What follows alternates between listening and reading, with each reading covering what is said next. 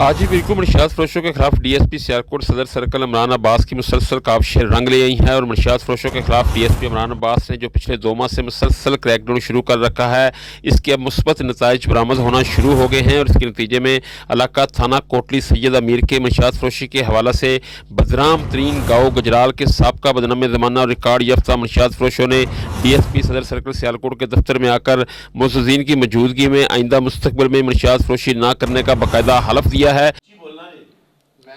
मैं अल्लाह ताला को हाज़िर नाज़िर जानकर ये अहद करता हूँ कि आज के बाद मंशियात फरोशी नहीं करूँगा और ना किसी को करने दूँगा और अगर किसी ने मंशियात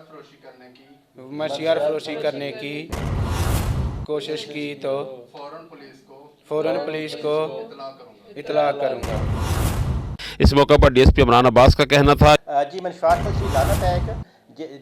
जिसकी सरकोबी के लिए डिस्ट्रिक्ट पुलिस सियालकोट जो है वो कोशिशें कर रही है। ख़ास तौर पे सदर सर्कल में हमने दर्जनों ऑपरेशन किए हैं, स्पेशली मंशियात फरोशों को मद्देनज़र रख के उनके एरियाज़ को टारगेट करके। मकसद यही है कि हम अपनी नस्ल को महफूज रखें। इसके लिए जो मेन मंशियात फरोश हैं उनके खिलाफ कानूनी कार्रवाई की जा रही है, उनको जेल भेजा जा रहा है। और जो लोग इस बात का अहद करते हैं कि हम मंशियात फरोशी तर्क करके मेन स्ट्रीम में आ जाएंगे और कानून का एहतराम करेंगे, उनकी भी कदर की जाएगी। लेकिन जो मंशियात फरोश हैं जो बाज नहीं आ रहे, उनके खिलाफ कानूनी कार्रवाई जारी रहेगी।